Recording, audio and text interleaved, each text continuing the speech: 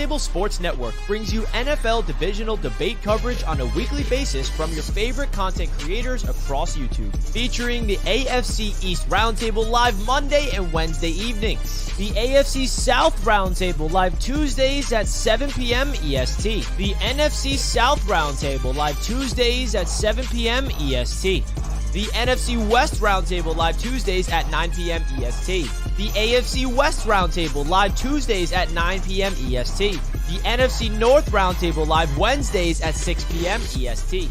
The AFC North Roundtable live Wednesdays at 6 p.m. EST. The NFC East Roundtable live Thursdays at 6 p.m. EST.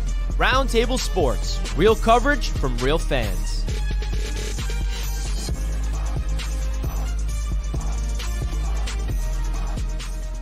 This video is brought to you by BetUS Sportsbook and Casino.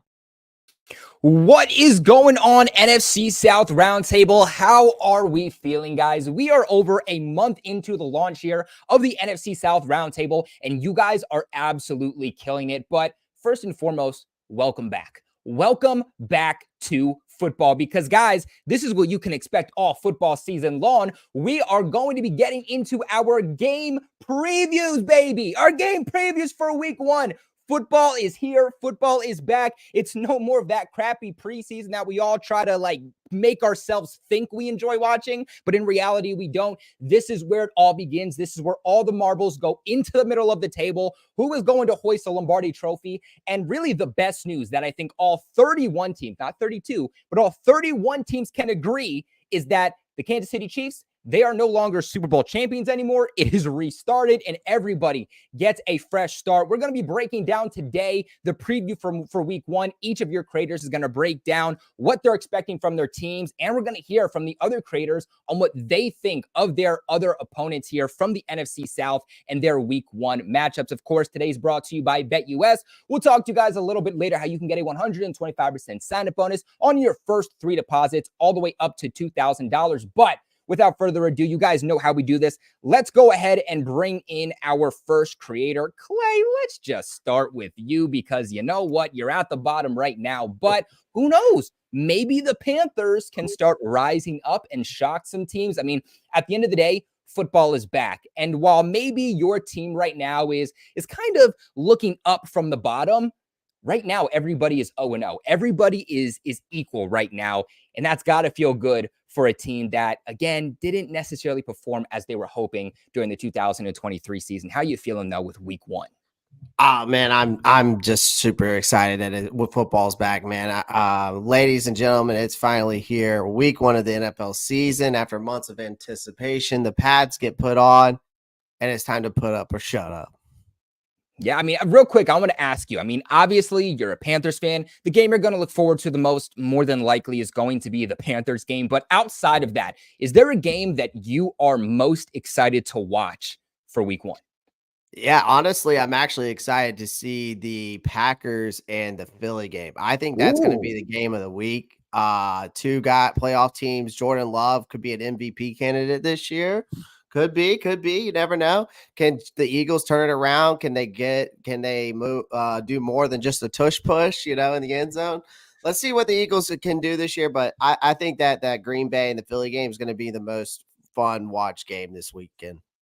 Yeah, and that game's still being played in Brazil, if I'm correct, which is absolutely absurd with all of the things that the NFL has come out and said about diseases and gangs and fighting. And literally, the players cannot go outside. The players cannot wear certain colors in Brazil, which is absolutely crazy. Why they're still playing there, I don't know. I think that's going to be a really good game. Little sneak peek. I think the game I'm most excited for is actually the rematch of the AFC Championship game this Thursday between the Ravens and the Chiefs. I mean, let's be honest. I mean, the Chiefs got lucky with his Zay Flowers fumble. If it wasn't for that, the Ravens might have been the team going to the Super Bowl. But those are some good teams to watch because, I mean, those are likely the teams for the AFC and the NFC that are going to be in the playoffs this upcoming season. Let's go ahead and let's bring on our Falcons representative. Smitty, it's great to have you back, buddy. How are you doing, and how are you feeling about your Falcons, who have so much hype going into week one?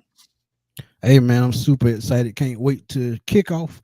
Can't wait to see what this team is going to do, man. We had a lot of great acquisition in the offseason. New head coach, new regime. So I'm pumped, man, because the energy in the city are just totally different. Tickets sold out, so man, look, let's fill up the Mercedes-Benz Stadium and let's beat Arthur Smith in the head with a clipboard because he coming back and he gonna feel it Sunday. I just got a feeling. He's coming back. So do you think that it's going to be mostly filled with Falcons fans, or are you scared that it could be teetering a little bit 50-50? It depends on who sold their tickets, but I think it'll be 70-30. The Steelers fans, they roll deep, and sometimes money talks. They'll get a good amount of people in there, but I think it's going to be a majority of Falcon fans. I love it. Now, Smitty, real quick, I want to ask you the same question I asked Clay. Obviously, you're looking forward to the Falcons game, but is there a game other than that you're looking forward to watching for week 1? I want to see my preseason MVP candidates, Lamar Jackson and Patrick Mahomes, go one-on-one. I want to see Baltimore get that revenge. I think all 31 teams want that exact same thing to happen, right? Like, we just want the Chiefs to be kicked in the butt yet again. For the love of God, do not let them go and get that three-peat. Like, again, we're restarting, but if we're talking in hindsight, all 31 teams are coming together to say, we don't care if we go to the Super Bowl. Just don't let the Chiefs win, for the love of God. Facts, right? And we got them week 3, so hopefully they'll be beat down by the time they get to Atlanta. Smitty, the Falcons need to show up week 3, okay? I need every single Falcons fan in here watching right now. I need all of you to show up to the stadium week 3 to defeat those Kansas City Chiefs. But let's go ahead and let's bring in Timothy. Timothy, how we doing, buddy? Hey, what's going on, Kobe, man? What's going on, fellas? Man, look, I'm excited. I'm hyped, man, because here's the thing. All this talking, all of this speculation, all that stuff is about to go out the window, man. So we are full speed ahead, man. Football is back, and I'm excited about the NFL season, man, no doubt. Yeah, and so, TJ, I want to ask you, same question I've asked everybody else. Is there a game other than just the Saints game that you're most looking forward to for week 1? I'm looking forward to the Jets and the 49ers game, man. I want to see Aaron Rodgers. I think that we're finally going to see Aaron Rodgers more than just 4 snaps. And I want to see if Brock Purdy can actually build on this. This is year 3. He's not shocking anybody anymore. Everybody expects for him to exceed those expectations of being Mr. Irrelevant. And can the 49ers get over the hump, man? I mean, they have been to the NFC Championship game 4 out of the last 5 seasons. They've been to 2 Super Bowls, cannot get the job done. So that's what I'm looking forward to, trying to see if the 49ers can actually win it all or be in that position to win it all. I love it. I love it. I love that you went a different route too, right? Because as a team who's in the AFC, like, what are the Jets? The Jets are trying to crown themselves as like the Super Bowl champions, kings of the AFC. And it's one thing to be a great roster on paper, which they've been for the last couple of years, right? But it's a complete other thing to put your money where your mouth is and actually perform that way on the field. I feel like a lot of times in the NFL, we see teams try to put together this super team roster, but it doesn't end up working out because at the end of the day, the NFL is not so much about having a stacked roster as it is being able to coach things up from an X's and O's standpoint, keep your team motivated on a week-to-week basis. And obviously, the Jets have a lot of question marks with Aaron Rodgers, the drama surrounding him, Hassan Reddick. Is Reddick even going to play week 1? So I think that's definitely a game that a lot of people are going to be watching. It's put up or shut up time for the New York Jets. I love that. Absolutely. Absolutely, man. Look, I'm just looking forward to seeing what the Jets can do. And this is the last chance for Robert Saleh, man. I mean, you ain't got any more excuses to perform. So I'm interested to see if the Jets are going to keep him on if Aaron Rodgers is able to play a full season and they can exceed those expectations. I mean, you have to believe that they got to be flirting with the divisional round of AFC Championship game to call this season a success if you're a Jets fan. Yeah, one thing I want to say too before I forget it, week 1 to me, and I don't know about you guys, but I feel like week 1 isn't necessarily about the best team. It's really about which teams, which coaches were able to prepare their teams the best. We're able to game plan the best on an X's to O's standpoint because your roster can be great, but week 1 is not about who has the best team. Those guys are not playing up to those standards yet. They have to take some time to get back into playing football. A lot of starters don't even play in the preseason period anymore. So it's going to take a couple of weeks for them to get ramped up. So the way that I see it, no matter how good or bad a team is, week 1 is going to be anybody's game. But let's go ahead and bring on our final representative for your Tampa Bay Buccaneers, Mr. Bucs Nation. How we feeling? I mean, are you guys going to run it up with the playoffs again? Hey, you know what? There's a lot going on here, man. I mean, like the NFC South crown, the defense starts yet again for the Bucs. Their playoff streak is yet again going here, but like everybody else said, I'm just excited football's back in general, right? I mean, it all starts on Thursday. What an amazing game on Thursday, by the way, as well, to get everything started off. And I think everybody, is here just excited that football's back in general. The Bucs have a winnable matchup in week 1, so it should be a lot of fun as well. And yeah, man, happy to get back into it and happy to be back here for another week. Love it. Love it. So real quick, James, I want to ask you, same thing as everybody else. Is there a game week 1 other than your own that you're most excited for, that you're keeping your eyes on? I'm going to go with an outside option. I'm actually going to go Texans and Colts. I think that can be a pretty fun game. It's going to be the first time CJ Stroud and Anthony Richardson have faced off since really early last year. And Anthony Richardson actually got knocked out of that game. Gardner Minshew had to finish the game. So I'm going to be excited to see it. I think the Texans are going to be a really fun team to watch this year as well. They added Stephon Diggs. They added Joe Mixon. They have a lot of talent on offense. So I think that'll be a pretty fun game. It's in Indianapolis, and I think both teams have some exciting players to keep an eye out. You have Anthony Richardson and Jonathan Taylor with the Colts. You have everything the freaking Texans are doing. They're putting a lot of work in there. So I think that'll be like an underrated, fun game to watch, I think. Now, guys, I'm going to give you a dark horse game to watch. Now, you might not be thinking about it because it might not be the sexiest game. It might not be the most exciting. You might think that this team is going to get swept, but a lot of questions for both of these teams. Week 1, maybe I'm a little biased, but Patriots and the Bengals, I feel like is a very interesting one, right? Joe Burrow's finally coming back. We hear about how motivated he is. I feel like Joe Burrow is the biggest threat to the Kansas City Chiefs in the AFC. We've seen that. We've seen when the Bengals are healthy, they are able to consistently get to the AFC Championship game. A lot of questions about Jamar Chase too, right? I mean, a few days is game day, and there's questions on if he's going to play week 1, if that contract is not, or that extension is not done just yet. That's going to be something to watch. Then on the reverse, how do you game plan for a team like the Patriots, who has a brand new quarterback, a brand new offensive system, brand new coaching staff, period, brand new head coach, brand new front office? Everything is new with that team. I feel like that's going to be a very, very interesting game to watch, because in terms of the Patriots, it gives us our first look at what to expect from this new age of really the evil empire. But on the reverse side of things, what you can expect from a team like the Cincinnati Bengals, who are definitely a threat in the AFC. So that's my dark horse to watch. But let's get into talking about, of course, today's sponsor over at BetUS. Real quick, let's see which one the layout is, because it got a little messed up. Let's just roll this one. So we want to talk to you guys about today's sponsor over at BetUS, not just sponsoring today's video, but the channel all football season long.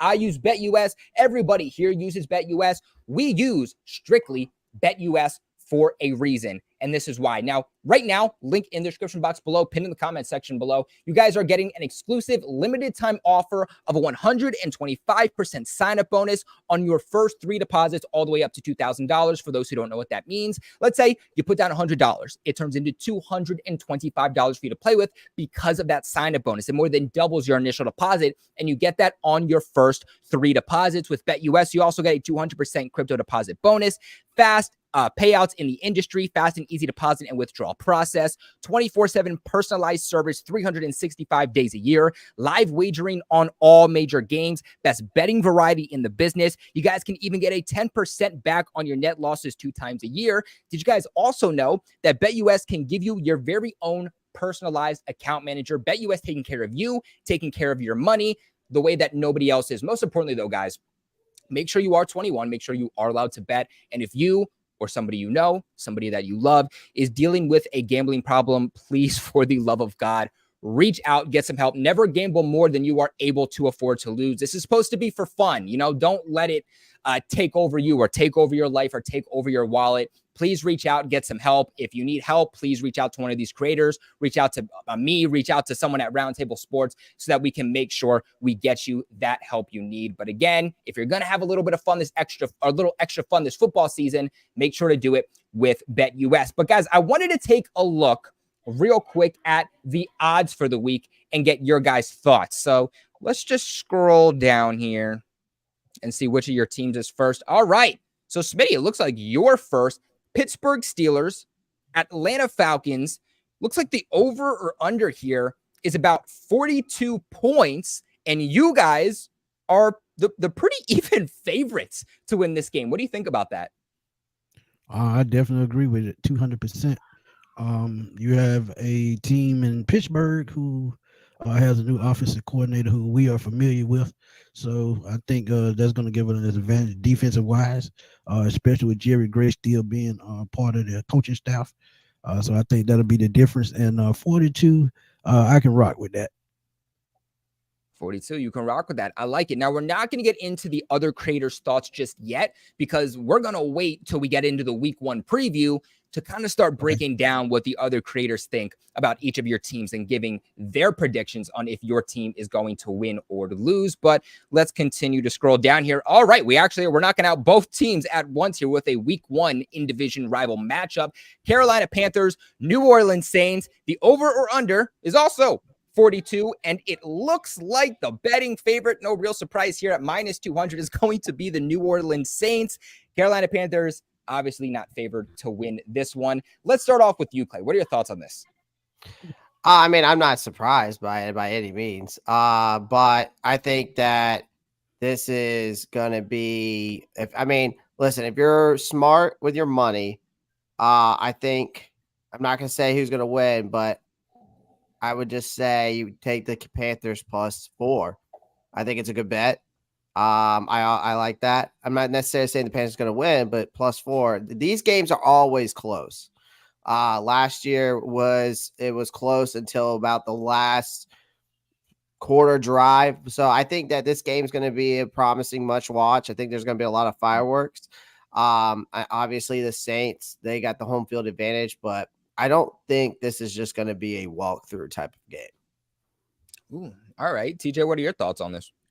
Yeah, I mean, I kind of agree. I look at the Carolina Panthers and the New Orleans Saints. Like, it just seems like to me, like they were always kind of nip and tuck last season. And you can also take a look at the fact that Carolina offense wasn't where it needed to be.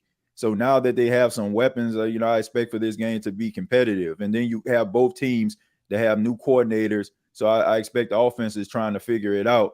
And I expect the defenses to kind of struggle to try to figure it out in real time. So I would say that, I think this game is going to be close. I like it.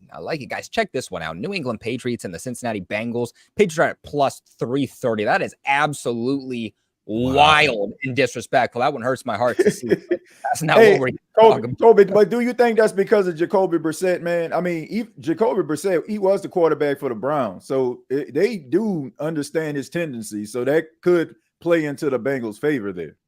Yeah, it could definitely play in a little bit. I do think that the offensive system is going to be slightly different than what we saw, just because that was also in favor of Kevin Stefanski. It was kind of back and forth between Kevin Stefanski and Alex Van Pelt, as we're now. It's just really only Alex Van Pelt. But at the same time, too, if you look at it, the Patriots should have won like 6 or more games if they just didn't turn the ball over. Interesting fact, you guys might not know this, but Jacoby Brissett he has the second best interception percentage all time, only behind Aaron Rodgers. So a lot of people don't give him credit, but that man takes care of the football. And as long as he doesn't turn it over, I think the Patriots at the very least will have a fighting chance, I mean, those odds though, absolutely crazy. They think the Patriots are just going to get absolutely slapped in that game. But this is going to be a fun one though, James. I'm actually excited to watch this. Baker versus the rookie Jaden Daniels. Looks like you guys are the favorites, I think, for correct reasons. The over-under here is going to be 44 total points. What are your thoughts on this? Well, firstly, I'm going to probably take the under. I feel like this could be a pretty low scoring, close-ish kind of game. But I am not surprised to see that the Bucs are the favorites here. The Bucs have thankfully had a little bit of a better track record recently against rookie quarterbacks the past handful of years. Now, look, I really like Jaden Daniels coming out of the NFL draft. I think this dude can be a stud, but there's still a lot of turnover with Washington. What are they going to look like this upcoming season? That's still a little bit of a mystery there. So we'll see what Todd Bowles, the Bucs, can dial up on defense. And, hey, got to let Baker bake, man. I mean, I think that just speaks for itself. Like you said, it's a fun quarterback matchup, in my opinion. Baker Mayfield versus Jaden Daniels, two very personality-esque guys. So I think that should be a very fun matchup. But no, not really surprised to see the Bucs here as the betting favorites. Yeah, and the Washington Commanders, they're a team, I feel like at any given moment, they can lose to a team that they very well should beat, but then they can also comfortably beat a team that realistically they should get absolutely swept by. They quietly had a pretty good offseason too. I mean, obviously adding Austin Eckler, they added Bobby Wagner on the defensive side of things. It is going to be, I think, a really fun matchup here, week 1 against the Tampa Bay Buccaneers and Washington Commanders. But guys, of course, make sure you check out BetUS, link in the description box below, pin in the comment section below. Remember that supporting the sponsors that support the channel directly supports each and every single creator here and supports everybody over at Roundtable Sports. Michael Vick at BetUS.com. Catch an incredible 125% sign-up bonus on your first 3 deposits, plus 10% gambler's insurance. BetUS, my online sportsbook and casino. Now, something else real quick I wanted to let you guys know about. The election is quickly approaching. We're going to have a new president within the next few months. But you know what? In reality, who cares? Who cares about the election? Who cares about the next president? Nobody is going to buy Trump merch or Kamala merch. Nobody cares. The presidential merch that you should be getting is one that supports your football team. And you know what? Here over at Roundtable Sports, we have the merch that does exactly that for each and every single team here in the NFC South. I mean, look right here. We got New Orleans Saints. Make the Saints great again. Atlanta, make the Falcons great again. Carolina, make the Panthers great again. Cousins, Robinsons, 2024. We got hats, sweatshirts, regular shirts. We even got a couple of other types of merchandise here for the NFC South too. Atlanta football, both shirts and hats.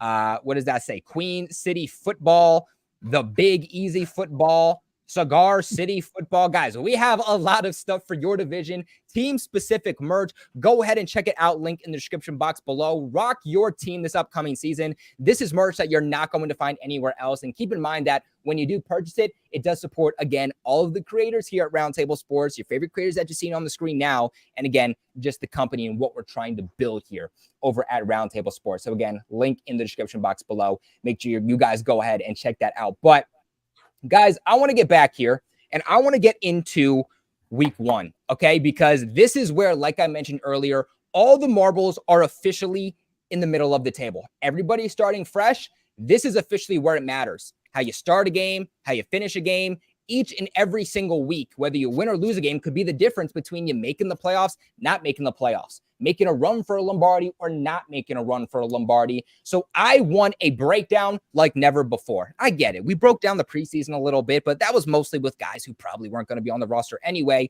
Now is the key, guys. Your starters that are going to be playing all 4 quarters. And you know what? I want to start with the 2 teams that are actually going to be playing against each other week 1 here in division rivals, the Panthers and the Saints. Clay, let's go ahead and let's start with you. Why don't you break down the preview for us for week 1?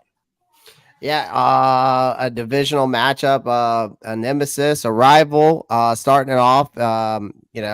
We started off against each other last year. Well, was it week 1?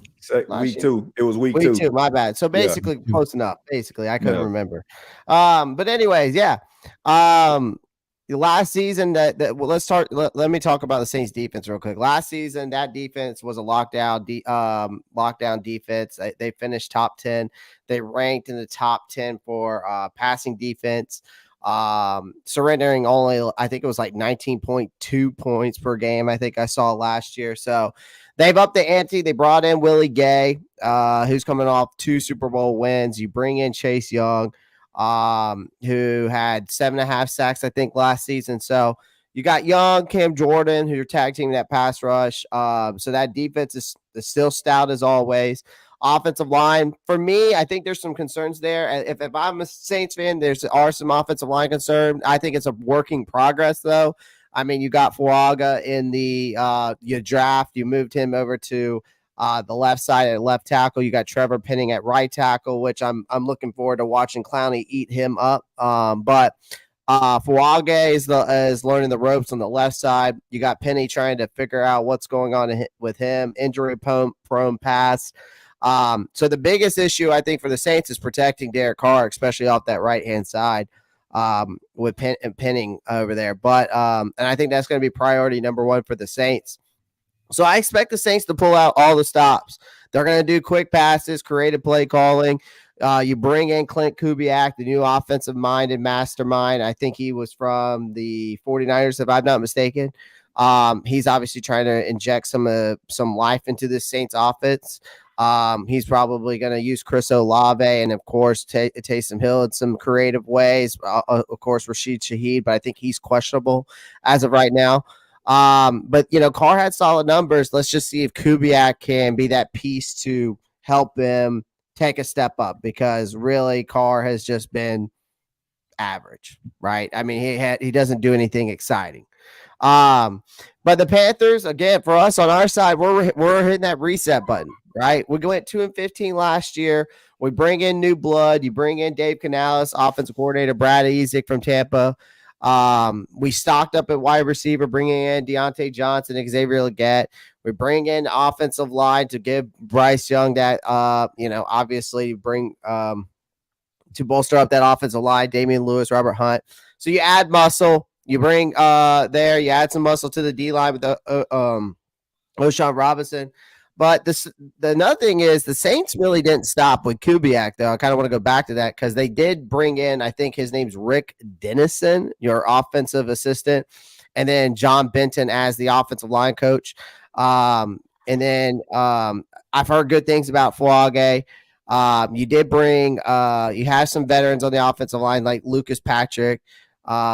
But on the defensive side, Chase Young, Willie Gay, they're the ones who are going to be reviving that pass rush there. You still got Marshawn Lattimore, Paulson, Adebo. Is that how you put it? All right.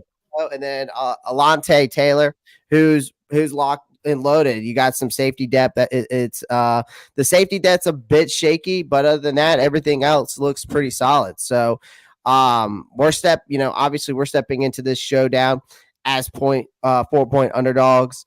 You got the home field advantage. You're and the Saints are facing a Panthers team who are still trying to find its footing. All right. I think anything can happen on any given Sunday. I'm a huge believer in that. Again, I told you the smart money is, of course, the +4, because I think this game's going to be very, very close. I think it's going to be closer than what a lot of people think. And, so again, I think we're ready to see some fireworks, but I think, unfortunately for me, I just think that the Panthers going out in week 1 with a new head coach, still trying to find their footing. Again, you got a Saints team where they're a top 10 in scoring offense and defense last year. And though they've padded those stats against weaker opponents, but they're favored 4 points at home, and they've got a veteran savvy to fend off this young Panthers team. But I don't be shocked if Carolina surprises, but I'm taking the Saints in this game. Yeah, for sure. Timothy, why don't we head over to you and you let us know what your thoughts are for this game? Well, I think it's going to be an exciting game. I think when you think about the Carolina Panthers and the New Orleans Saints for years, this has been a class of the NFC South. I know that the Tampa Bay Buccaneers over the last couple of years have been doing their thing, but these two teams have been neck and neck. If you look at the overall record between, there's not really a degree of separation, and it's been like that over the course of time. I look at the Carolina Panthers and I see a team with a lot of promise, and I think that they're kind of flying under the radar. Do I think they're a playoff team? No, I don't. But I think you're going to see improvement in this team. And it starts with the head coach, Dave Canales.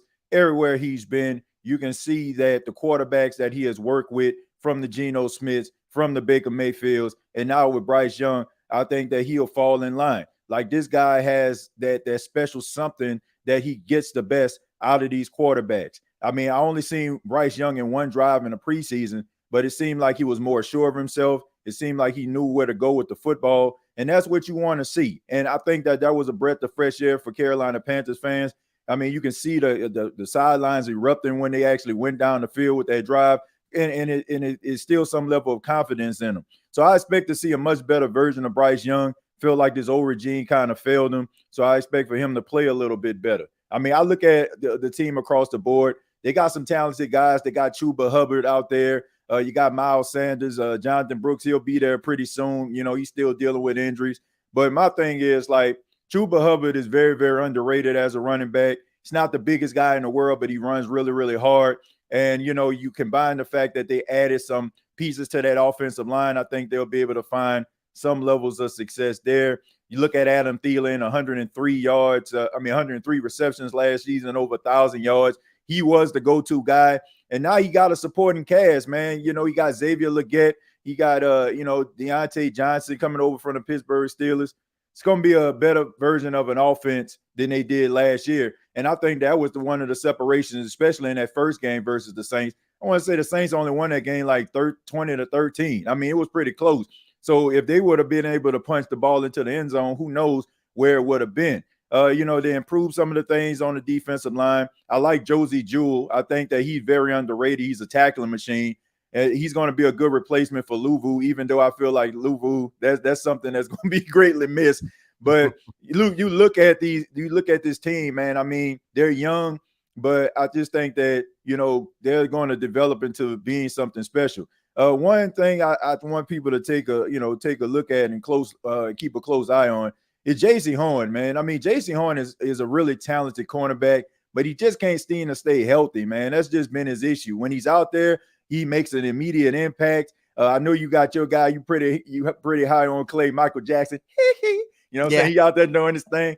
But yeah, man, this is a good team across the board. But when I look at the New Orleans Saints, I look at a team that a lot of people are writing off. Everybody is looking at what these other teams are doing in the division. Everybody else has gotten better for all of a sudden, except for the Saints. Everybody improved their coaching staff. The Saints improved theirs, but it don't seem to matter. Look, man, the Saints have something to prove. And I don't think there's a degree of separation that is that far in this division where I don't see the Saints being right there, being neck and neck. And when it's all said and done, them fighting for the division. I understand that Derek Carr leaves a lot to be desired, but the way that Clint Kubiak is scheming it, they're not relying on him. When Derek Carr first came to New Orleans, they wanted him to look like Drew Brees. That's why they gave him the Holy Grail, the book of Drew Brees. And they thought that he was going to go out there and just sling it all over the place, and it was going to look like the Saints of old. But now they realize what he is as a quarterback. You're going to run the football. You're going to set up the play action. And also this wide zone, it kind of hides the imperfections of some of these offensive line issues. So I do expect for the New Orleans Saints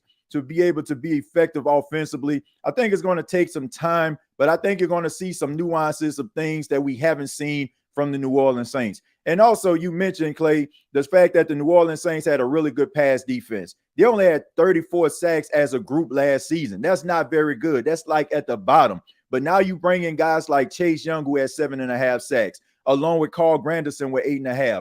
Brian Brzee going into his second season with 4.5 sacks. You have Cam Jordan, who is going to slide from the outside to the inside, dealt with some injuries, only had 2 sacks, but he was playing about 75-80%. And then you have a couple more young, hungry guys along that defensive line. And then you look at the next level with Pete Warner, adding Willie Gay and Demario Davis, a very, very formidable linebacker group. And I don't care what anybody says. I stand on business when I say this. The Saints have the best secondary in the NFC South. You got Kool-Aid McKinstry. You got Marshawn Lattimore. You got Paulson Adebo. You got the Honey Badger out there, Tyrann Mathieu, and you got Alontae Taylor. The only weak spot you can say is Jordan Howden. So when you look across this board, they got some guys that can cover you and play man-to-man coverage. So that is going to fit into the favor of the New Orleans Saints. I think that this game is going to be close because I got a lot of respect for that coaching staff. and the Carolina Panthers. I think they're a prideful bunch. I think it was just they were a little bit shorthanded last season, but they play with a lot of pride, and I don't think that's going to change. So I think it's going to be a close game, but I think the Saints are going to win this football game. But I think that both fan bases are going to walk away happy about what they see in the first game of the season from both squads. Beautiful breakdown from both of you guys. I feel like I know exactly what to expect from both of your teams that I really didn't know necessarily much about what to expect from this matchup going into it. So great stuff from you guys. But now I want to bring in the other two representatives from the NFC South who obviously aren't participating in this game, but I want to get their thoughts on who they think is going to win, whether that's the Panthers or whether that's the Saints. So let's bring them in. And Smitty, let's go ahead and start with you. Who do you think is going to win this week one matchup with your in-division rivals? Is it going to be the Panthers? Is it going to be the Saints?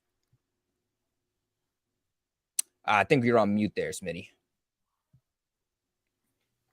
I'm going to take the Saints, even though I don't like them.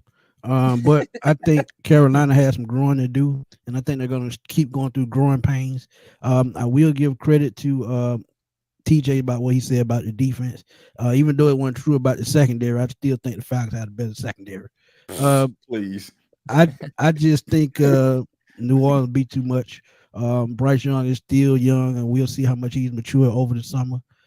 They still have Chuba Hubbard in that backfield, which I think can make a difference. But it'll be a defensive struggle. But at the end, I'll take Derek Carr over Bryce Young. Ooh, Derek Carr over Bryce Young. I feel like that's got to be the biggest question mark, right? Like, which quarterback is going to come out on top? Because, again, it's week one. It's really anybody's game. It's not about what roster is necessarily better. And this game, week one, could really come down to which quarterback ultimately plays the best. And a lot of people kind of chirping on Twitter about this game already from what we're hearing. Bryce Young's stock this offseason is kind of going up. He's looking better than he did this time last year. As where a lot of people are giving kind of some hate to Derek Carr. Is he going to be able to come back? Is he still an NFL quarterback? So definitely some question marks for both of these teams at the most important position in football. Which team's going to put it to rest and which team's going to have those question marks at the quarterback position continue to rise? But Mr. Bucks Nation, let's go ahead and let's kick this to you. Who do you think is going to win this week one matchup? Well, firstly, I want to say to everybody in the live chat here, thank you guys so much for liking the live stream. Greatly appreciate it. It's a call to action. We all know it. If you guys are new, go ahead and subscribe and like the live stream if you guys are enjoying so far. Secondly, I'm going to go with the upset here. I'm going to pick the Carolina Panthers to win. Wow. And now, do I think that the Saints are the better team? Yes, I do. But I don't know. Just some things happen in the NFL where it kind of catches people off guard. I could just see some crazy upset here where the Panthers go into the Caesars Superdome, get a win against the Saints, and just kind of surprise some people. And maybe people start to buy into what the Panthers are doing. Dave Canales is a bit of a hot, young head coaching name. People might start to believe in Bryce Young yet again. Maybe Deontay Johnson goes out there and has a bit of a crazy game. Maybe Jadeveon Clowney goes out there and does some crazy work for the Panthers. I still have said this before. I'll say it again. The combination of Dennis Allen and Derek Carr, I feel like is just going to be one that is eventually going to just hit its wall for the Saints. Right. And I feel like the Saints will be able to grow more as a team when those two are gone. That's just how I feel about the situation. I think they have a very talented roster. I agree with TJ in saying you can certainly say the Saints have one of the more talented secondaries in the NFC South, maybe even in the entirety of the NFC. But I don't know. There's just something where I could just see the Panthers getting upset here. Bryce Young comes out there, flashes some good stuff. Dave Canales, gets the guys hyped up, and maybe they catch the Saints lacking here in week one. So I'm going to go with the upset, man. Why not, James, I absolutely love it. You are keeping things interesting. I love it. But Timothy, real quick, let us know from an unbiased standpoint.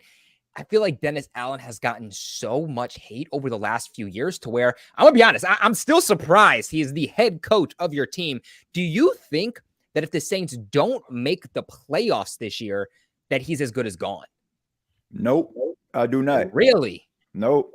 Here's the thing. This is what a lot of people don't realize. Okay, the general manager of the New Orleans Saints, Mickey Loomis, is not only the general manager, but he's the vice president of the New Orleans Saints. He's third in command of the team. When the late Tom Benson passed away, he left in his will a part of this team to Mickey Loomis. So Mickey Loomis doesn't have to roll like these stereotypical GMs. He can get his Jerry Jones on. He can take as long as he possibly can in order to make a move. I honestly feel that if the New Orleans Saints are like 8-9 or 9-8 again, they're going to run it back with them. And they're going to continue to try to make this thing work. Because to me, when the Saints understand that something is successful, they try to hold on to it with everything that they have. Even though Dennis Allen leaves a lot to be desired as a head coach, he's top 3, top 5 in the NFL when it comes to defense. And they think as long as, he has that good defense, he can teach the defense, and they can actually be formidable in that gives them time to get that offense together. So if they can get maybe another coordinator up in there, another quarterback that can get that offense over the hump, I can see them keeping this guy. I don't think that organization looks at this team the way that some Saints fans do. And it's frustrating to Saints fans, but they live in this echo chamber out there in New Orleans, man. And, it's very, very frustrating. But no, I do not. It would have to take something catastrophic. It would have to be like Brandon Staley on a Thursday night, like getting beat down by the Raiders, 42 points in the first half in order for him to get fired. Like, that's what I feel. Guys, I mean, if you're a Saints fan, make sure you let us know in the chat right now. Do you think that Dennis Allen will be back? More specifically, do you want Dennis Allen back? I got to hear from you Saints fans, because I feel like y'all have been put through the ringer and the ringer and the ringer year after year, and I'm feeling for you guys. But Mr. Bucks Nation, James, let's go over to you, and why don't you break down this matchup for your Buccaneers in week 1? Because like we alluded to not too long ago, I think that this is going to be like low-key one of the best matchups for week 1. I think it'll be fun. First, I want to talk about the Commanders, because they've had a lot of change this offseason, like a whole heck of a lot of change. I mean, you got rid of Ron Rivera. You brought in Dan Quinn as your new head coach, a guy who's kind of been on that mend. Smitty's very familiar with Dan Quinn. He was the head coach of the Falcons for a long time. And, ultimately we'll see what Dan Quinn can do here his second time around. But the Commanders, look, they've added a lot of pieces, okay? They brought in Noah Brown from the Houston Texans. They brought in Luke McCaffrey in the NFL draft. Jaden Daniels is obviously a big piece that was brought in. You brought in Austin Eckler. You brought in Zach Ertz. That's just all on the offensive side, by the way. On the defensive side of things, you brought in Dorrance Armstrong, pass rusher I wanted the Bucs to be interested in during the offseason. By the way, this is like week 5 of me praying for Yannick Ngakoue, so I'm going to keep it going. Or at this point, hey, Hassan Reddick's holdouts going into the regular season. I don't know. But Dante Fowler's there. Bobby Wagner's there. Frankie Louvu is there. Somebody who Clay is very familiar with. So they also brought in Jeremy Chin, another player Clay is very familiar with. So they've had a lot of change, right? Now they still have some questions. In the secondary, their cornerback room is pretty shaky. Their offensive line is pretty shaky as well, all things considered. But they've added some pieces. They're still going to be trying to be some type of team up here this upcoming season, maybe trying to push for a playoff spot. I personally feel like they're a team that's still trying to find their identity, especially with the first-year head coach technically, but his second go-around as a head coach. For the Bucs, I'm still worried about the pass rush, hence why I'm still praying for Yannick Ngakoue or maybe Hassan Reddick at this point. But you still have Yaya Diaby there. How is he going to look in year number 2? You have Kalijah Kancey. How is he going to look in year number 2? 2 really young guys that you want to expect to grow and continue to be threats both as run defenders and especially as pass rushers, hopefully. Devin White is gone. Shaq Barrett is gone. Carlton Davis is gone on the defensive side of things. You have Zion McCollum there as the second cornerback, a young kid who's got freakish athleticism and is, a guy who started 9 games for the Bucs last year. He's now going to be tasked with starting an entire season next to Jamel Dean, who in turn has had a lot of injury problems throughout his career. So that's going to be a tough task going up against Terry McLaurin, Luke McCaffrey, Olamide Zacchaeus, a guy who Smitty's, again, very familiar with, former Falcons wide receivers. So, it's going to be an interesting task there for the secondary. You also have Tyke Smith, safety / nickel cornerback out of Georgia, 3rd round pick for the Bucs, who's going to be starting his first regular season game. How is that going to look? KJ Britt's the new inside linebacker next to Levante David. He did start 4 games last year, 2 of which were those playoff games against the Eagles and the Lions. So you hope that works out, but it's a bit of a gamble in there. You did bring back Jordan Whitehead. In my opinion, him and Antoine Winfield Jr. make one of the better safety duos in the entirety of the NFL at this point. And while that there has been some benefits there, you still have Vita Vea at your nose tackle. You still have some question marks there on the defensive side of things. Now, offensively, you improved in some good ways. You brought in Graham Barton, who I think is going to be a huge benefit to the offensive line, the interior offensive line, in terms of running the football, in terms of pass blocking, just everything. That's not a knock on Robert Hainsey, the now backup center for the Bucs, but I just really liked Graham Barton going into the draft. They got the guy, and I'm just very happy with where the Bucs offensive line is at as a whole right now. Luke Gedeke looked really good at right tackle last year. He's going to be in that similar spot. You brought in Ben Bredesen at left guard, and he started all 16 games last year. Yes, I know it was with the New York Giants. He didn't have a great Pro Football Focus grade, but he's still an experienced starting left guard in this league. Cody Mock looks a bit more comfortable at right guard, and then, of course, Tristan Wirfs at left tackle is really good. That wide receiver room is still very stacked. You have Mike Evans. You have Chris Godwin. You brought in Jalen McMillan, a guy who looked really good in the preseason, off-season workouts and whatnot. He actually just got the nod to be the starting 3rd wide receiver on this team alongside Evans and Godwin. Trey Palmer's wide receiver 4. Pretty good wide receiver 4 at that as well. Very good deep threat for the Bucs, and that's their deepest position on the roster, just point blank simple as that. At running back, you have Rashad White. You have Bucky Irving, who they brought in out of Oregon, who showcased some really good ability in the preseason. You have Sean Tucker, who showcased some really good ability in the preseason as well. So we'll see how their running back rotation shapes up, so to speak. And then, of course, you have Baker Mayfield, the $100 million quarterback here for the Bucs. The biggest change on the offense was Dave Canales going to the Carolina Panthers. It's something that we've talked about for over a month here on the NFC South Roundtable, and we're going to be continuing to talk about that. He was brought into the Carolina Panthers to fix Bryce Young. He now left Baker Mayfield, and you did get Liam Cohen, who does have a history with Mayfield during their time together with the LA Rams. We don't ultimately know how that's going to look. He never called plays with the LA Rams. He was the OC over there, but never called plays. He called plays for a few years with Kentucky at the college ranks, but how is this offense going to look? That little bit of continuity does help, I believe, in my opinion, but ultimately it's still a bit of a question mark going forward. If it does work out, that's awesome. You know, kind of keep that continuity just for the entirety of the Bucs as a whole, with Todd Bowles as your defensive caller. And, you know, we've all seen him call plays in terms of his aggression and blitzing and just everything that he does in terms of being a good defense call player. You know, again, very similar like Dennis Allen with the Saints. But you got to have a good OC with a defensive-minded coach. And we'll see if Liam Cohen can be that guy. That is the biggest question mark for the Bucs right now. And if it works out, great. If it doesn't work out, it could be a very long season going forward. So this is going to be a good litmus test, a very improved, you know, Washington Commanders with a defensive-minded coach at the helm, and Dan Quinn is going to be a good test for Liam Cohen and their offense. You guys are like killing it with these like previews. I'm genuinely sitting here shocked and surprised. You guys are giving me all of the news that you're not going to find on ESPN or NFL Network. This is what Roundtable Sports is all about, giving you the voice of the fans and the breakdowns, the previews, the analysis that you're not going to find anywhere else. Now that I know all of you can do it, by the way, I'm expecting this every single week for the entire upcoming season. But Clay, let's kick this to you. What are your thoughts for the Buccaneers week 1 matchup against the Washington Commanders? Are you taking the Commanders? Are you taking the Bucs? Well, I'm taking the Bucs. Despite the Bucs playoff win last year, the matchup just feels like an undercard. I mean, with that being said, it's a big day for Jaden Daniels, right? Rookie quarterback, Heisman Trophy winner, makes his NFL debut. His dual threat abilities will be put to the test, I think, against a seasoned Buccaneers defense led by Todd Bowles, obviously.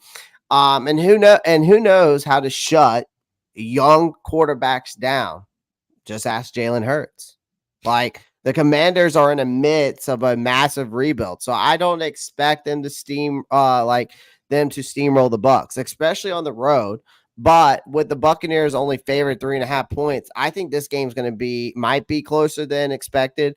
Again, Mayfield's fresh off a lucrative contract and a team that with continuity that should come out strong. If I'm giving a score prediction, I'm going to take the Bucs 27-17. Oh, okay. Double digits. I like it, Clay. I like it. All right, Smitty, let's go on over to you. What do you think about the Bucs week 1? You taking the Commanders, taking the Bucs? I got to take the Bucs, man. I got to take the experienced defense against a rookie quarterback. Todd Bowles, he'll game plan well for that. You still have Whitehead back there at safety. You still have that Vita Vea in the middle. So if Washington can't run the football, guess what? They're going to put all the pressure on Daniels. And that won't be good. So I'm going to take the Bucs in that one. Yeah, right. Like at the end of the day, I think the Commanders, they have that potential to be good down the road, but a lot of new pieces, a lot of young pieces, a new head coach. Like it's probably going to take them some time, a few weeks, right, to kind of get acclimated and show that potential. And at the end of the day, the Buccaneers, who are a playoff team, pretty much bringing back that same team, if not potentially even upgraded. But TJ, let's go on over to you. Who are you taking here for the Bucs and Commanders week 1? I think you're muted there, TJ. Sorry about that. Yeah, I got the Bucs winning this football game. I think that out of all the teams that are going to be playing this weekend out of the NFC South, I think that this game is going to be, I think it's going to be a blowout. Like I look at the secondary of the Washington Commanders, man, they ain't ready for prime time. Like I'm just being honest, man. They got too much firepower on the offensive side of football for the Tampa Bay Buccaneers. I think that you have to take into account that's a new offensive coordinator that they're not ready for.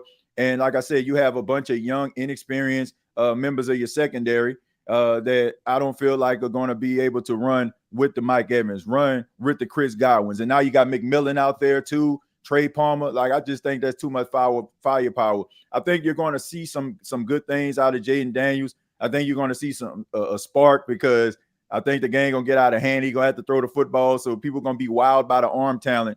But, look, man, this is the worst-case scenario for a young quarterback to go up against a well-experienced defensive coordinator and Todd Bowles, who you know them dogs going to be hunting for him. Like, so, yeah, this is going to get ugly, man. This bowling shoe ugly, if you ask me. I don't think this game going to be close.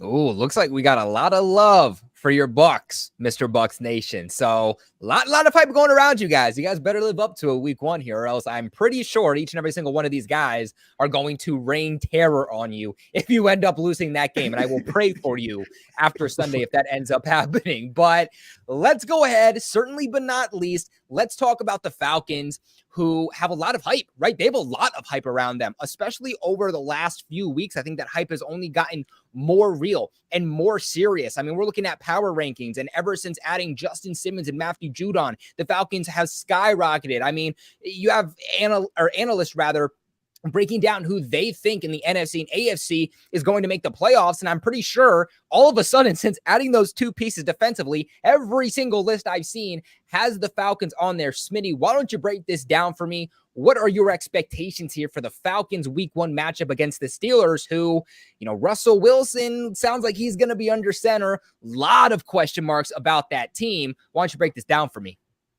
Yeah, the future music is going to be playing loud and clear on Sunday, but this game going to be a nail biter, I think, man. I've looked over rosters, I've looked over numbers, but at the end of the day, it's all about winning the game in the trenches, and we all know the Steelers are one of the best teams in the trenches, no matter if they're rebuilding, no matter if they have a lot of veterans, no matter what, because you still have Cam Hayward, you still have Mika Fitzpatrick, you still have Alex Highsmith, who numbers went down just a little bit last year from the year before, where he had 14.5 sacks. But he's still a threat on defense. And with that 3-4 and that zone blitz scheme, I think it's going to give Atlanta problems because you look at Bijan, you look at Tyler Algier, you look at the offensive line, which is, to me, a top 5 offensive line in the league. But altogether, I think it comes down to how Mike Tomlin has been prepared. You talked about it a little earlier in the show. Week 1 is about preparation and how you're preparing coming into the season is going to show. But with the way Atlanta is going to scheme this offense, even though I think the zone blitz will give them problems, I think the key to this game is probably going to be Kyle Pitts. And the reason why I say that, yeah, you have Patrick Queen that comes over from Baltimore, who's also a 3-4 guy, but you have a 6'6", 255-pound tight end, 4-4 speed, and I don't think the linebackers will be able to keep up with him. And this is going to be key. And the reason why I say that, if he can open up the middle of the field for Bijan and Tyler Algier in that run game, I think it opens up the play action. And we know that the Steelers, with that secondary, man, they were a little bit questionable last year.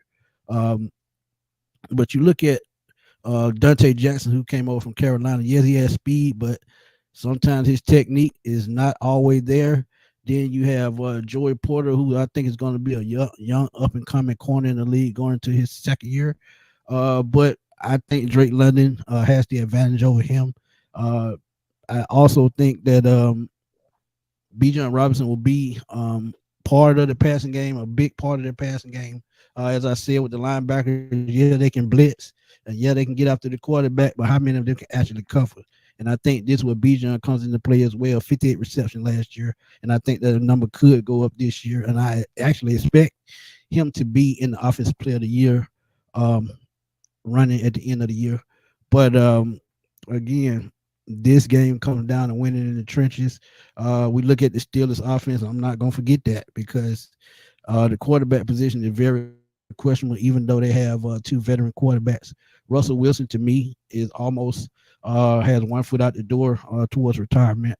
You have Arthur Smith, who's an inconsistent clutch play calling coach that last year with the Falcons did not have an offensive coordinator. And that's going to show this game, I think. Yes, he's going to be able to run the football because he has Najee Harris. He has Warren. And yeah. I think they're going to, get their yards. But at the end of the day, I think Arthur Smith's play calling is probably going to clip this team up. And I would give us the advantage defensive-wise because I'm going to trust those safeties to play up on the line, to play in the box, to help against the run. And also, you do have George Pickens at wide receiver, but I think AJ can actually lock him down or hold him in check. I'm not going to say he's going to shut him down completely because George Pickens is a different type of animal. But, again, I think on offense against the Steelers, I think the Falcons have to bring pressure as well. Similar 3-4 scheme. We're going to have to see what Judon can do early on, but you're going to see a lot of rotate in and out until he becomes comfortable with his teammates in this scheme where he's used to the scheme, but comfortable with his teammates and comfortable with the way the coaches coach. So at the end of the day, the game's going to be won in the trenches. And I actually think Atlanta can do that. And I think Kirk Cousins actually is going to be the difference because I think he's going to utilize all his weapons in this West Coast wide open style offense. And I'm taking my Atlanta Falcons all day in this one.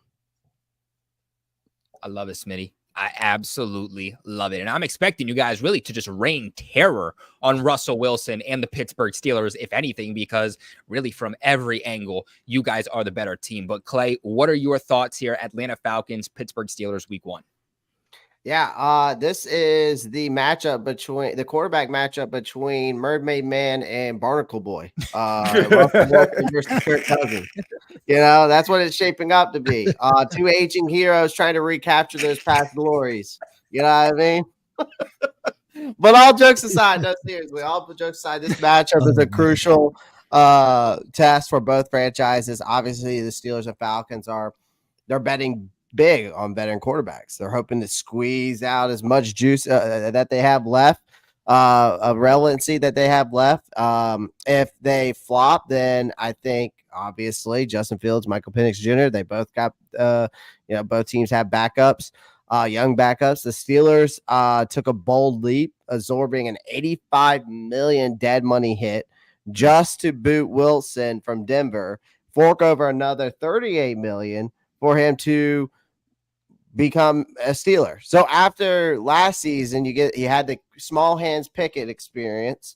And it couldn't get any worse, right? So I mean, the Falcons are rolling the dice on Cousins, tossing him a nice $180 million his way to, despite his age and Achilles injury. They moved on from Desmond Ridder, and I guess Taylor Heineke's still in Atlanta. They brought him back. So no, he with the He Chargers. in LA with the Chargers. Oh, with the Chargers? Yeah. Okay. So obviously they're clearly aiming higher. Both teams are taking calculated financial risk at this point, but my money's on Cousins and the Falcons. Despite their growing pains, they seem poised to come out on top. I think this game's going to be close, though. I think this is going to be like a 24-20 type of game. I agree, but Bryce Young, he didn't get his car seat out the back of my van. I think he's missing. Yeah, with Mike Tomlin too, right? With Mike Tomlin, you can never count out the Steelers, no matter how bad the quarterback was. Like they had Kenny Pickett and they were still in the mix. Like when you have Mike Tomlin who's coaching, that guy for some reason, somehow, despite the roster, has a great defense and finds ways to get some type of production offensively to not be a bottom tier. Or bottom team of the league, or bottom tier of the league. But anyway, TJ, let's go on over to you. What are your thoughts here about the Falcons and Steelers week 1? I think it's going to be a good game. I think that both teams are trying to prove themselves, especially, you look at Russell Wilson in a new location. A lot of people feel like his career is on borrowed time, and you also have to look at the fact that, you got Justin Fields waiting in the wings. And, they got a lot of young talent on that offensive side of football, and then you look at the Atlanta Falcons, they trying to live up to the hype. A lot of people have picked them to, run away with the South. I call them the Madden Bowl champions because that's what they are. But, I mean, look, this is a joke, man. The Pittsburgh Steelers are going to win this football game because here's the reality. I don't think that the Atlanta Falcons are a physical team. I think that they're going to be a soft football team. I think they got questions in their linebacker room when it comes to Caden Ellis. I don't think he's good at covering. Tony Anderson's not really good at covering. I think that the secondary is very overrated. If you look at the fact that Cordell Patterson is on the other side of football, I think he's going to have something to prove. I think that they're going to use Justin Fields, and it's going to confuse the hell out of Raheem Morris and their defensive coordinator. I think it's going to be a close game, but I think that the Atlanta Falcons are going to be excited. I've seen this movie before. I'm about to set it up for y'all. They all excited getting into that stadium. Everybody excited. Everybody draped in red, ready. They ready to make their Super Bowl run, and then they're probably going to have a lead. And everybody going to be happy. They're going to be playing all them songs from the 2000s, snapping your fingers, Franchise Boys, Gucci Mane up in that thing. And then around the fourth quarter, that's when Russell going to cook. And then they're going to bring in Justin Fields for some type of RPO situation where he just going to hit his head on a goalpost. And I'm going to love every single minute of it. I promise you, man, I'm going to love every single minute of this because it is about time that they finally realize that their team is not as good as they make it out to be. I got the Pittsburgh Steelers winning this football game, out physicaling the Atlanta Falcons, and going to prove to the entire NFC South that there's levels to this and everybody's on an equal playing field. It's time for us to cut the Madden off in order for us to live in real reality and realize that the NFC South is wide open. So this is about to be a wake-up call for the Atlanta Falcons. That's my take. Hey, man, people had moved there said they need their salt back. That's all I got to tell you. I have no reason to be salty. Like I said, the Saints have the best secondary in the entire NFC South. No, I definitely believe it. AJ Terrell, I think what he had like a 74 PFF grade. Paulson Adebo, the second best, has a higher PFF grade than him. So he's not even third. You know what I'm saying? So there it is. But Tyrann Mathieu on AARP right now, but you talking about AJ But he's still one of the highest rated safeties in the league. And he's not that much older than Justin Simmons. So there it is. But y'all about to get a wake-up call, man. We're not playing Madden no more. This is real life. And the Pittsburgh Steelers about to hit you in the mouth. That's an AFC North team, a physical team. Y'all lose to the Panthers, you gonna hear from me. You can. That's fine. But y'all go. I'm pretty sure y'all gonna lose to the Steelers, so we both gonna have something to talk about. It's a long season if we do. Okay. DJ, you just called an absolute audible on everybody here, everybody in the chat. I don't think anybody was expecting it, but I absolutely love it. You stick with that strong head, TJ. I love Kobe, it. the Steelers are a really good football team, man. That's a physical football team. And the Atlanta Falcons are not a physical football team. They are not like they style and finesse. The Saints not physical either. Think about it. They don't have to be. Physical. They more physical than the Falcons, and they better than the Falcons. Y'all about to find out real soon. That. Okay. We gonna see September 29th. We gonna see. Oh, yeah. We gonna see. Yeah. We ain't playing Madden no more. We ain't playing Madden. This is real life. And y'all about to realize that, like I say, everybody's on the equal playing field. And your quarterback and your coach got to stay on the same page. They don't even get along. I don't believe that, but okay. Y'all got a statue quarterback, but all of a sudden he about to turn into Tom Brady on one of the best defenses and one of the best defensive-minded head coaches in the league. Good luck with that.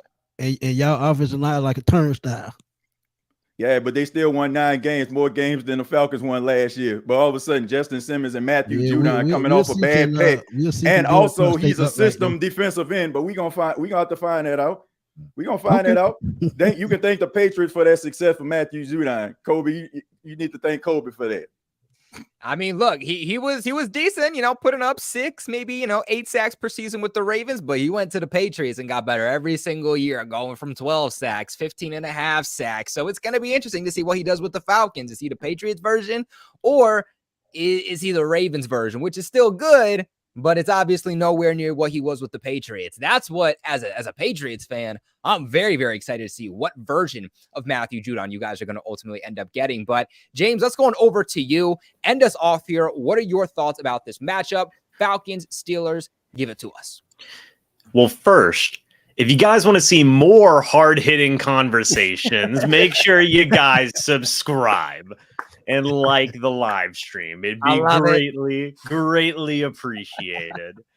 Look, I'm still going to give this game to the Falcons. I think that they start off a bit hot here. And look, I still think the Steelers have one of the best defenses in the NFL. I mean, they've got some absolute beasts. They just signed Cam Hayward to a 3-year deal. They have TJ Watt still there. They have Patrick Queen in that mix as well. I'm still worried about that offense a little bit. I'm not the biggest Arthur Smith guy in the world. Now, I do think he will bring some more stability to that running game with Najee Harris, Jalen Warren, and like TJ was saying, Cordell Patterson, who I think is going to add a lot to that offense. I feel like really the only guy they have at wide receiver right now is George Pickens, which is a bit of a detriment to their overall offense. And, man, I just don't really believe in Russ or Justin Fields at this point. Now, can they prove me wrong? Yeah. I mean, Clay was talking about guys who are trying to kind of rebound and claim that former glory, in terms of Russell Wilson and, a little bit of Kirk Cousins as well. But yeah, I agree. Mermaid Man and Barnacle Boy. That's right. Maybe that might be their nicknames the entire season. So, yeah. But for Russ, I don't know. I feel like it may take him a little bit more time here to kind of get going with Pittsburgh. I love Mike Tomlin as a head coach. I think that he is one of the better head coaches in the entire NFL. But I think they stumble a little bit here out of the gate as they just kind of adjust with things, especially on the offensive side of the football. I think the Falcons start off a little bit hot here and get a win here in week number 1. Ooh, I love it. I love it, guys. You just heard about each and every single game here played from your teams in the NFC South. And of course, what your rivals think about each of these games too. There were some flowers given out today, right? There was some respect going on from team to team. And then there was some disrespect going on from team to team, brought to you by none other than TJ, and we absolutely loved it. Of course, guys, remember that today's video and this channel all football season long is brought to you by BetUS. Link in the description box below, pin in the comment section below to get a 125% sign-up bonus on your first 3 deposits all the way up to $2,000. If you're going to have a little bit of extra from this football season, you might as well do it with BetUS because you're getting a limited time deal that you're not going to find anywhere else. And remember that it helps support all of the creators and everybody here at Roundtable Sports. Michael Vick at BetUS.com. Catch an incredible 125% sign-up bonus on your first 3 deposits, plus 10% gambler's insurance. BetUS, my online sportsbook and casino.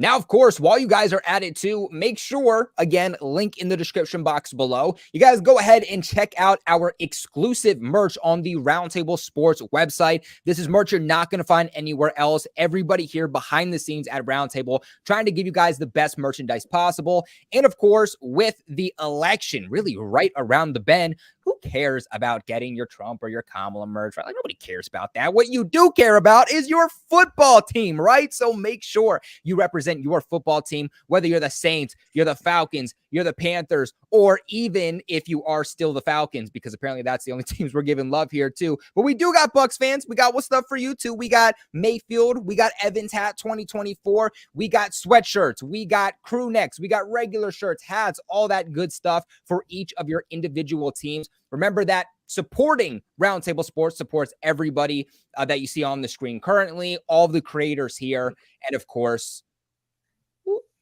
where are we? Get back on the screen here. There we go. And of course, just remember that supporting all of us does go a massive way and making sure that more content is brought your way. But guys, any last words before we log off? Yeah, I do, man. Shouts out to all the Falcon fans out there, man. I see a lot of them in the chat right now, you know, being the grandstanders that they are. Shouts out to them. But all jokes aside, man, I'm just excited about this season. I'm just excited about this season, man. I'm serious, man. Like, this is what it's all about. Like, everybody was here a few episodes back, man. We was all well wishing and all that kind of stuff. Now it's time to play the games, man. And I'm excited about it. And man, look, all jokes aside, I think all teams in this division have a chance to win. Everybody has improved. Everybody has done the little things in order to help themselves get their competitive advantage. It's all fun and games here, man. You know, but at the end of the day, you know, everybody wants their team to win. And it should be an exciting season, man. I think it's going to be a photo finish, man. I don't think it's going to be a blowout. I think you're going to see some improvements from every single team in the South. I definitely agree 100%. These division games will be tough this year, man. They're always tough. You know, even records thrown out the window. We say that all the time. But thank you to everybody that tuned in from the respective fan bases. Y'all trash talking, y'all having fun. That's what we like to see. For real, I While love y'all this, doing that, man. Please go press that subscribe button to the MC Roundtable. Press that like button, man. And every week we want to see this channel grow, man. I love it. Clay, any last words from you? Yeah, man. I'm pumped. Week 1's here, ready to roll. Pads are put on. Time to put up or shut up. Smack each other in the mouth. Hopefully the Panthers keep pounding them Saints into the ground. No pun intended there. But we'll see if that happens. But it'll be a good game. But yeah, make sure you're pounding that like button. We're trying to get to 100 likes. That's the goal.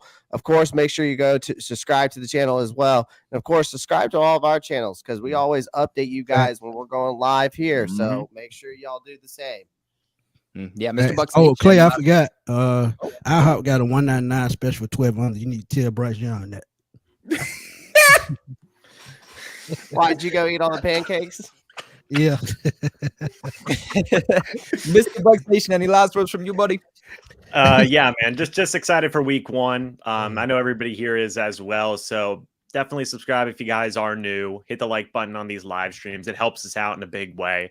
I'm gonna knock on wood here. I do kind of want to live for the chaos, and Clay's the only one who has his team win this week. So the rest of that would be absolutely wild. There's just a very small sliver of me, even you too, Colby, just because that would be as chaotic as possible. So, you know, we'll see what happens. But man, I'm excited. You know, and yeah, football's back, baby. So it's an exciting time. Man, I think James sliding through the cracks, man. I need your team to kind of, you know, go on a losing streak or something. You just been kind of coasting through every episode. Nobody really been taking shots at you, James. I need the Tampa Bay Buccaneers to try to deal with some level of adversity, man. Wait till the losses happen, and I'll just my morale will just plummet very quickly. I need some level of adversity they got to go through, man, because you've been coasting, man. It's true. It's true. We'll he see what knows happens. something we don't know. I guess he knows something we don't know. We'll just wait till all the division games happen and all chaos will break loose. So. Exactly.